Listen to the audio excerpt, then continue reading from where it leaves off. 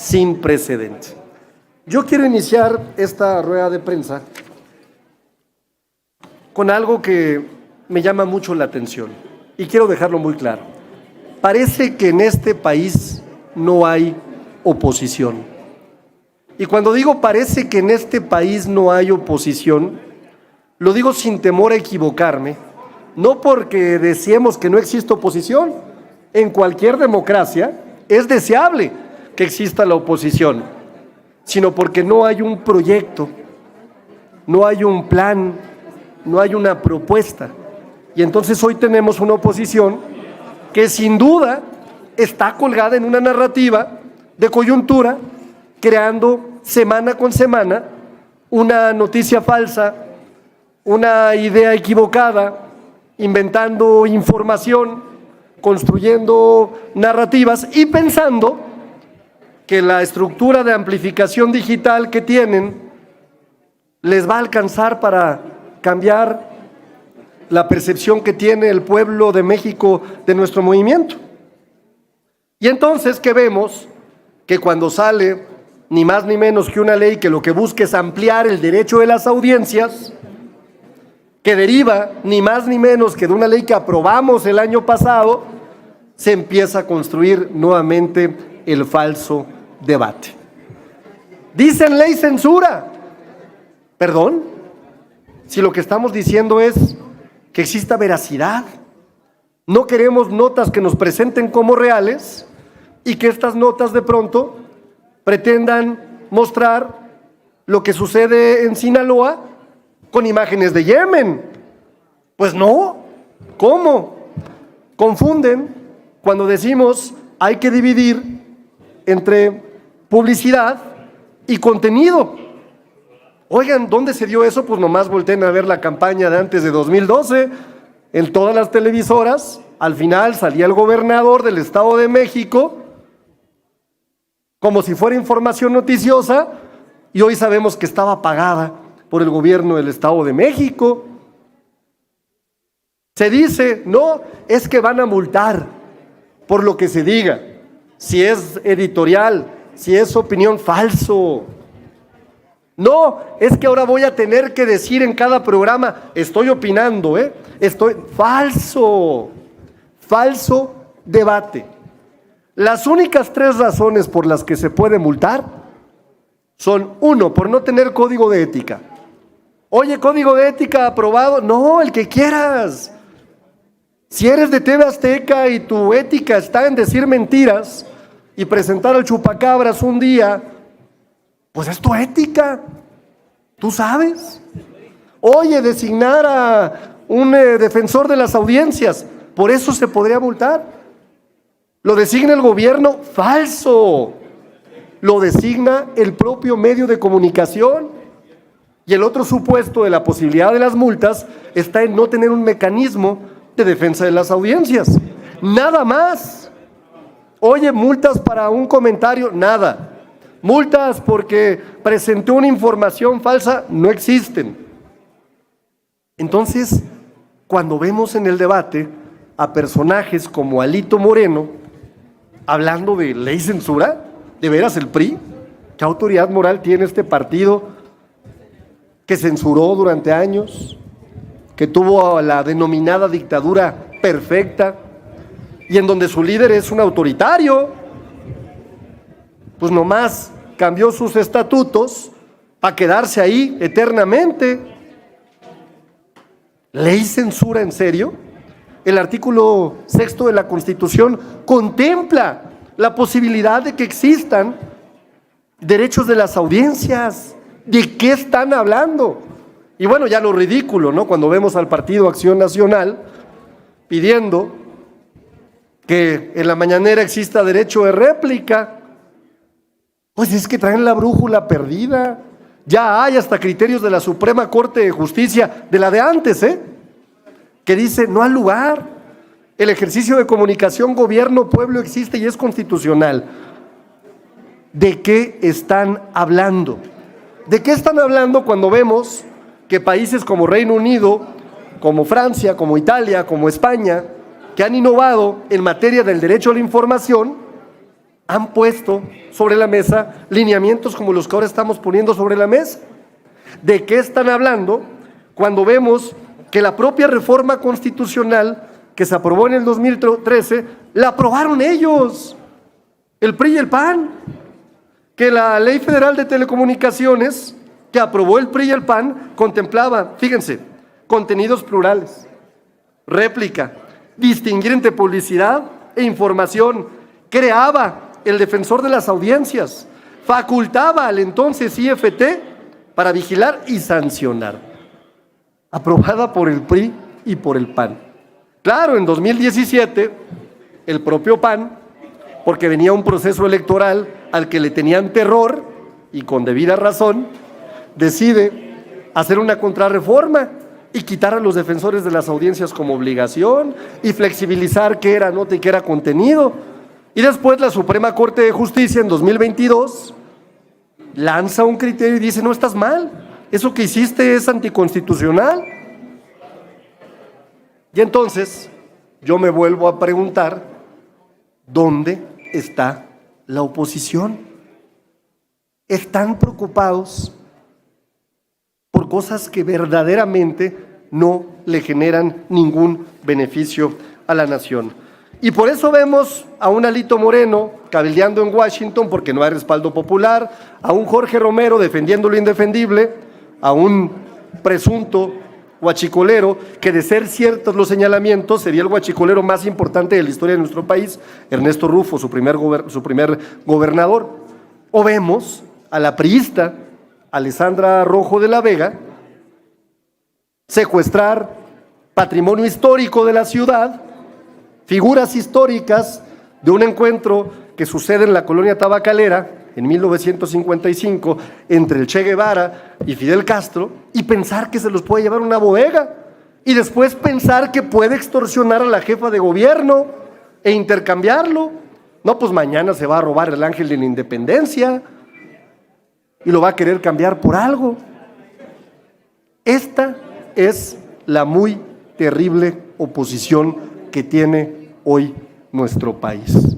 Y de esto será la agenda política y el debate político que vamos a sostener, y vamos a seguir defendiendo lo que ha logrado este movimiento, porque no vamos a dar marcha atrás al pasado de los privilegios, y porque no vamos a permitir que estos sinvergüenzas del PRI y del PAN no vengan a tratar de engañar al pueblo de México, que además pues no se va a dejar engañar jamás, porque tonto es quien piensa que el pueblo es tonto.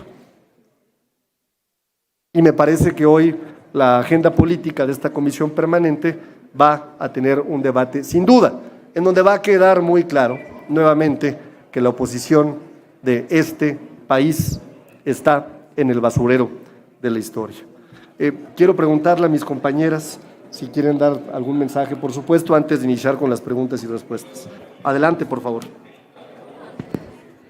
Bueno, yo quisiera, con todo respeto a los medios de comunicación, porque estamos hoy en otros tiempos, pero cuando hablan de censura, que nuestra presidenta, que el gobierno está censurando a partir de dar oportunidad de derecho a las audiencias. Yo nada más les quiero recordar lo que decíamos todas las organizaciones sociales que estábamos contra las injusticias, contra los crímenes, contra la corrupción. Y nosotros decíamos, sí, prensa vendida en el periodo del PRI y del PAN. ¿Por qué? Porque el chayote era lo que se manifestaba en cada una de las notas que salían. Silencio total en 1968, cuando ese criminal PRI asesinó a cientos de estudiantes, apresó, los llevó a los campos militares, los desapareció. Silencio total. Eso sí, censura. Y cuando en los gobiernos estatales aún sigue sucediendo y los movimientos sociales siguen diciendo prensa vendida. ¿Por qué? Porque la nota que ataca a los gobernadores que están haciendo algo, pues no dicen nada. Y suceden muchas cosas de corrupción en nuestro país y el chayote sigue prevaleciendo. Ley censura, cuando el Pacto por México dijo silencio a todos los crímenes que se cometían por el ejército mexicano en ese tiempo, no por el ejército en su conjunto, sino por algunos grupos que les ordenaban hacer determinadas cosas que estaban totalmente fuera de la ley. Ley censura, dicen ahora, cuando la censura estuvo por decenios y decenios en nuestro país. Ahora sí hay derecho de las audiencias. Y cuando se descubre que se están cometiendo delitos y que la prensa calla, la Cuarta Transformación dice: el pueblo de México tiene derecho a exigir información y a exigir que no sigan mintiendo como mienten. Y lo único que se pide es que los medios de comunicación tengan, como ya dijo mi compañero el diputado Ávila, un código de ética. Y si en ese se manifiesta que no hay ética, pues la población mexicana lo sabrá. Y si hay un representante de ese medio que reciba quejas y que las conteste y que tenga derecho a la audiencia a saber qué es lo que está diciendo y por qué lo está diciendo. Y que haya mecanismos de las audiencias para poner sus quejas y pedir aclaración. Y no lo hay, no hay forma de que los ciudadanos se manifiesten en contra de una nota o que pidan aclaración, pues simplemente pues serán multados. Pero ley censura para nada. Lo que ellos manifiestan es una defensa para sus privilegios. Lo único que buscan es no perder privilegios que están perdiendo. ¿Por qué? Porque eran corruptos. Y ahora no hay nada de censura. Lo que hay transparencia y rendición de cuentas de los dueños de los medios, porque una cosa son los periodistas de a pie y otra cosa son los que escriben en un buró ahí que nunca salen a la calle ni saben lo que están diciendo, pero lo dicen porque hay dinero por delante. Muchísimas gracias. Gracias, querida María. Vamos con las preguntas y respuestas, si le parece bien. Sí, diputado. Abrimos esta ronda de preguntas y respuestas con Margarita Nicolás, de Cadena Raza. Margarita, buenas tardes. Hola. ¿Ya días o tardes? Días todavía. Muy buen día a todas y a todos. Preguntarle a la diputada. No le escucho bien, Margarita. Preguntarle a la diputada Corro. Bueno, más bien decirle que se me hace muy aventurado el que diga que todas las notas estaban pagadas o están pagadas. Somos muchos medios aquí en México.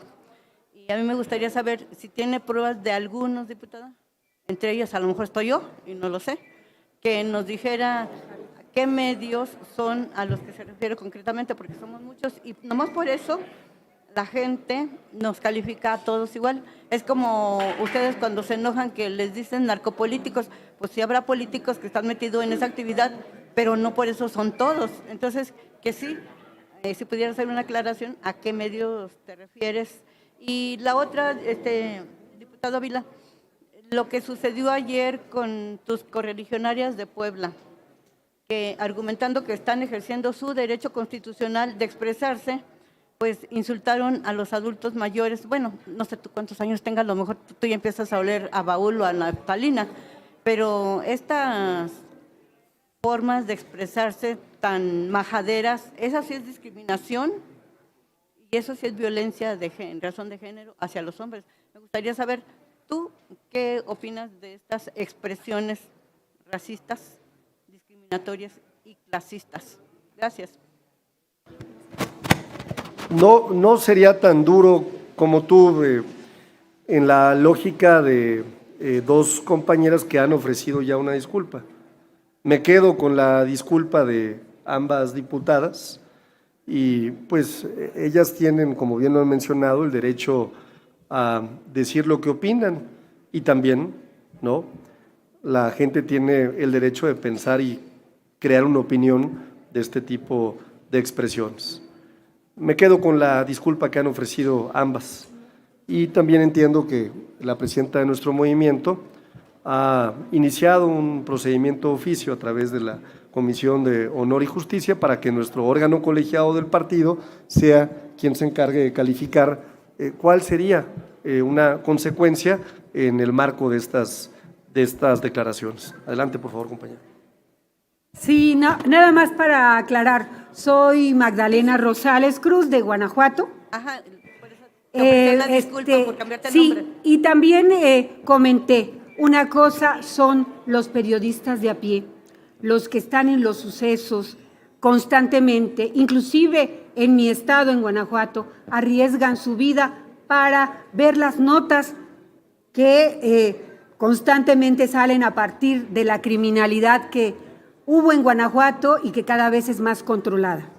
Y otra cosa son los dueños de los medios de comunicación, los gerentes y jefes editoriales que dicen esta nota sí pasa, esta nota no pasa, y esos que han tenido, yo ayer oía a Ofelia Medina decir, en nuestros tiempos había dos prensas, la que hacía tortillas y la prensa vendida.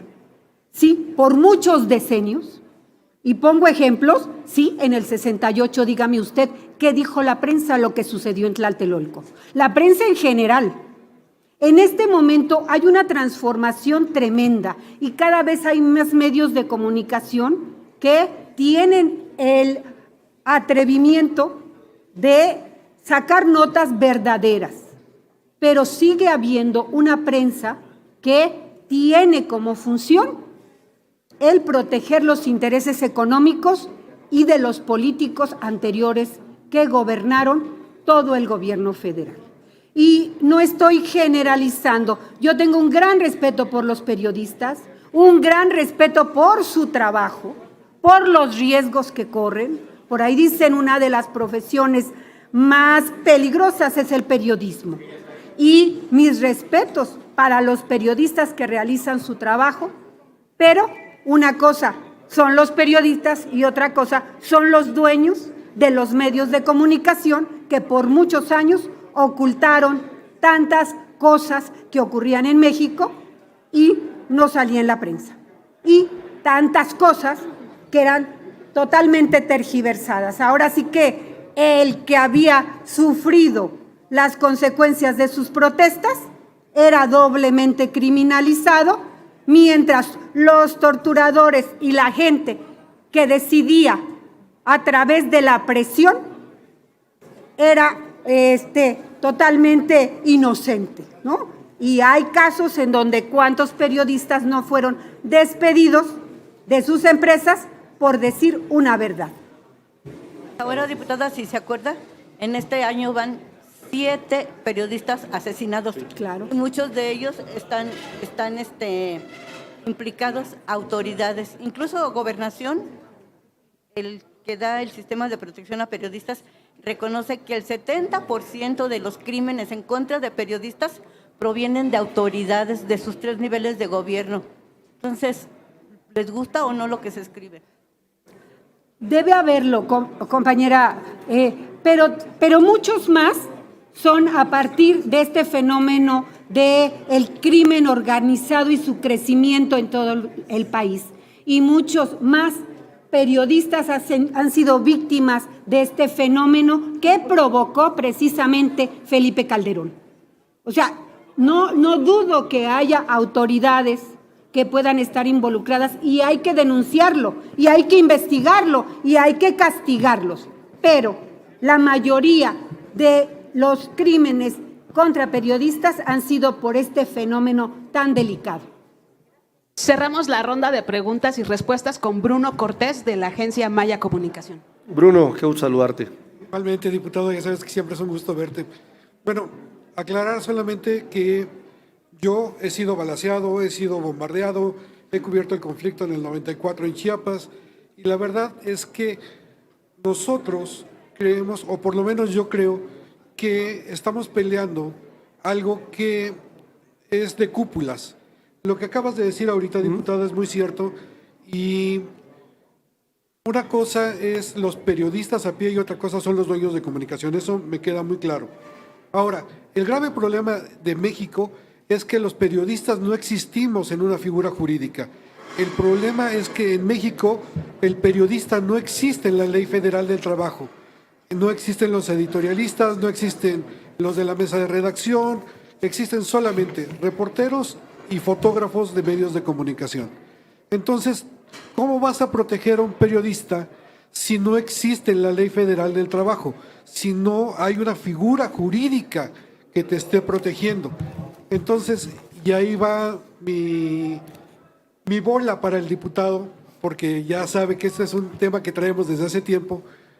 ¿Por qué no generamos un foro nacional de periodistas donde podamos expresar y meter este tema de los periodistas, ¿sí? Que es la Ley Federal del Trabajo, la seguridad para el periodista, la seguridad social para el periodista y algo muy importante, y esto ojalá lo tomes en cuenta, diputada, el comparar los medios de comunicación de hace 30 años con los de hoy es anacrónico. Hoy la diferencia entre lo que se hacía antes y lo que se hace hoy es que tenemos internet y entonces podemos tener otras fuentes de comunicación que no son necesariamente y no pasan necesariamente por esos grandes capitales. Pero si el gobierno no nos ayuda a nosotros a generar medios de comunicación que no estén ligados a grandes intereses, seguimos estando igual. Y en los estados, ya lo hemos platicado con el diputado, el crimen organizado, y tú lo acabas de decir también, diputada, cooptan a los periodistas, los asesinan. Entonces, ¿cómo logramos esta seguridad? Entonces, mi única petición con el diputado y con ustedes es que nos apoyaran a crear un foro nacional para el periodismo, donde podamos debatir estas leyes y donde podamos poner un granito de arena para una mejor comunicación, tanto el derecho de expresión del periodista como el derecho de la audiencia a tener una realidad. Pero si nosotros no protegemos a los periodistas, no podemos pasar por ahí. Muchas gracias. Ya lo sabe, que siempre hemos estado platicando esta posibilidad. Cuenten con nosotros, con el grupo parlamentario, por supuesto que habrá toda la apertura para empezarlo a discutir, a planear, ¿no? Me parece que es un tema importantísimo y comparto muchas de las preocupaciones que tienen y la necesidad de tener una personalidad jurídica que apoye el trabajo del periodismo. Muchas gracias. Gracias. Muchas gracias a todas y todos.